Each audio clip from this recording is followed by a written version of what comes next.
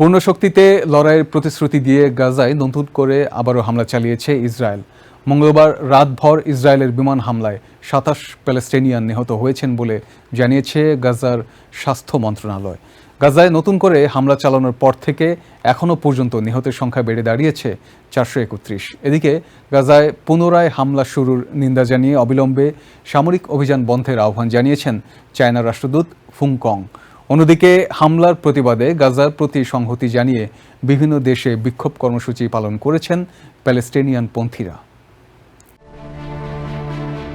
যুদ্ধবিরতি ভেঙে গাজায় নতুন করে ইসরায়েলের হামলায় ইতিমধ্যে কয়েকশো মানুষের প্রাণহানি হয়েছে, কিন্তু শত সমালোচনা ও আহ্বান উপেক্ষা করে গাজায় হামলা অব্যাহত রাখার ঘোষণা দিয়েছেন প্রেসিডেন্ট বেঞ্জামিন নেতানিয়াহু। গাজায় পুনরায় হামলা শুরুর নিন্দা জানিয়েছে বিশ্বের বহু দেশ। প্রথম দিনের হামলায় কোনো প্রতিক্রিয়া না জানালেও হামলা অব্যাহত রাখার ঘোষণা আসার পর এই ঘটনার নিন্দা জানিয়েছে চায়না। জাতিসংঘের নিরাপত্তা পরিষদের এক ব্রিফিংয়ে অবিলম্বে সামরিক অভিযান বন্ধের আহ্বান জানিয়েছেন চায়নার রাষ্ট্রদূত ফু কং। কষ্টার্জিত যুদ্ধবিরতি ভেঙে যাওয়াটা দুঃখজনক। গাজায় ইসরায়েলের পুনরায় হামলা শুরুর ঘটনায় চায়না গভীরভাবে উদ্বিগ্ন এবং আমরা এর তীব্র নিন্দা জানিয়েছি। সামরিক অভিযান ইসরায়েল হামাসের সমস্যা সমাধানের কোনো পথ হতে পারে না বলে আমরা মনে করি।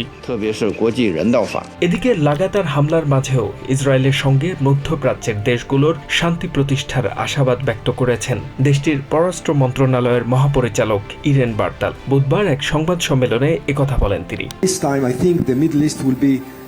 More shaped by the camp of moderates versus the camp of radicals, and I think the US policy will support and provide the positive incentives.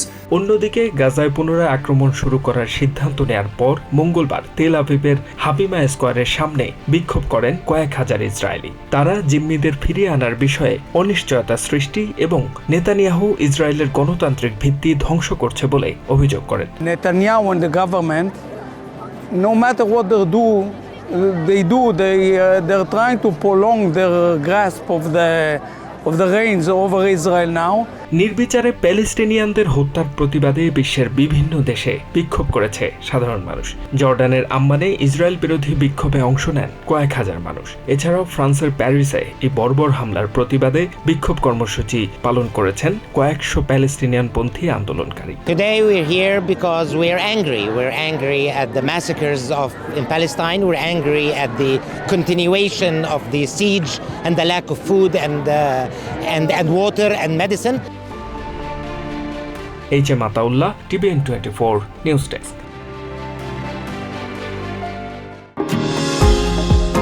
New York থেকে সম্প্রচারিত TVN 24 টেলিভিশন বিশ্বজুড়ে বাঙালির কণ্ঠস্বর।